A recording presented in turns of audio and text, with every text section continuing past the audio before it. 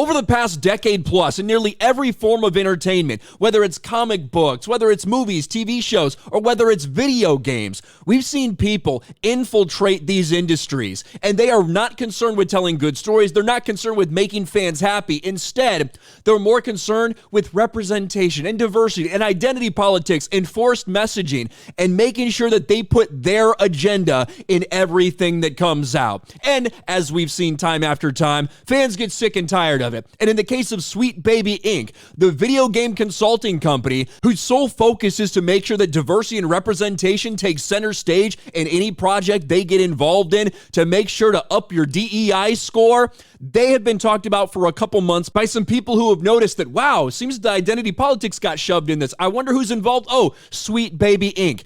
But it really didn't become a massive problem for them until they started attacking gamers. And just like we've seen before in the past decade, gamers are rising up against Sweet Baby Inc. Sweet Baby Inc. staff throw tantrum after Steam curator lists created a track warn players against their work.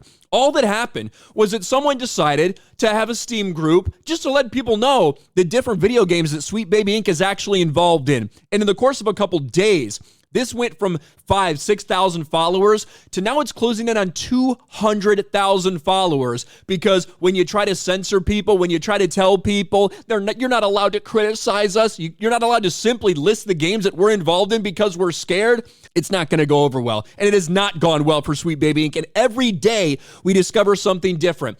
Well, now we know the co-founder, the CEO. We're starting to learn more about this person, and it's really not a surprise how things ended up this way. Sweet Baby Inc. CEO Kim Belair's speech urged employees to terrify video game companies if they don't give you what they want. Sweet Baby Inc. CEO Kim Belair makes it clear the purpose is to forget about gamers entirely and terrorize video game companies in a statement found on X.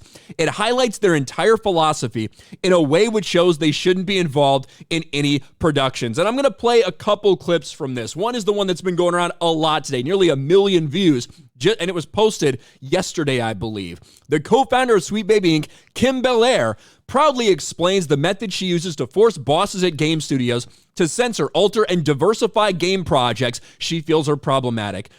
If you're a creative working in AAA, which I did for many, many years, put this stuff up to your higher-ups, and if they don't see the value in what you're asking for when you ask for consultants, when you ask for research, go have a coffee with your marketing team and just terrify them with the possibility of what's going to happen if they don't give you what you want. If you don't give us what we want, if you don't capitulate to our demands to put a trans black lesbian in a fucking wheelchair in this random video game where it doesn't belong at all, well, we're going to make sure we call you racist and sexist and transphobic and all these things. What playbook is that out of? Man, it sure seems like it's right out of Anita Sarkeesian's playbook, doesn't it? Mamology 101. He's not the only one that tweeted this today. I've seen this a lot. Friendly reminder that Sweet Baby Inc. isn't the only entity threatening developers and extorting them into getting hired. This is from 2019. Anita Sarkeesian. Hey, at CD Projekt Red, I'm always available for consulting because it sure sounds like you might need to meet it before the holy internet drags you for what sounds like some potentially sexist representations, which we all know you've struggled with in the past, right? Threatening these developers to say, hey, you know, if you don't do what we want, if you don't capitulate to our demands, well, it's not going to go good for you. And it looks like a lot of developers have gone with them in recent years. This comes from this interview. It's about 30 minutes long. I've listened to most of it. There's some wild shit in here.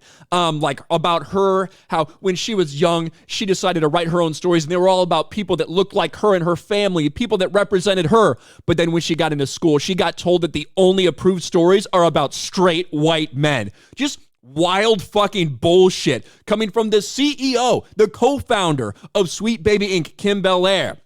Here's just another sample from this entire thing. And also, don't fall into this trap that I think a lot of people fall into, which is they think, okay, don't worry. We can include everyone by making this like single default universal experience that is universally representative. Because usually like all that means, as it did in the dating example, is that you're aiming at your core demographic and you're probably invisibly leaning towards the dominant societal voice, even if you don't realize it.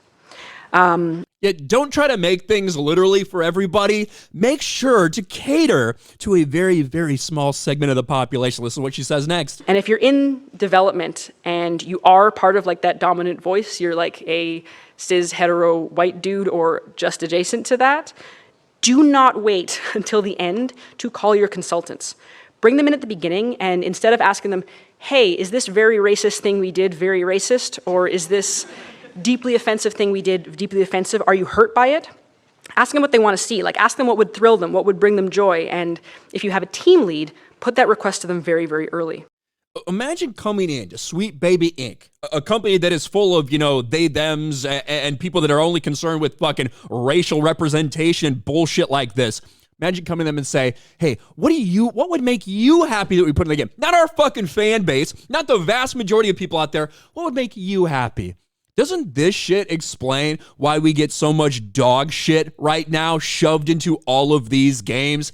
And again, there have been people talking about Sweet Baby Inc. for the past couple months, although they were still kind of flying under the radar. People knew they were involved in things, but they weren't sure. People hadn't dug up too much on them until they decided to go out and attack gamers. And that has really blown everything up, and it has blown up in their face in a big way. And I'm sure it's only a matter of time until we find out more, whether it's the CEO or another employee or this or that, and another controversy continues to roll as Sweet Baby Inc. Detected grinds on almost at 200,000 followers. The Streisand effect has taken effect in this entire thing. What do you guys think? Let me know about the CEO's comments. Let me know what you think about all this in the comments section below. Smash a like button, subscribe to the channel, ring the bell for notifications, share this video out there, and I'll talk to you later.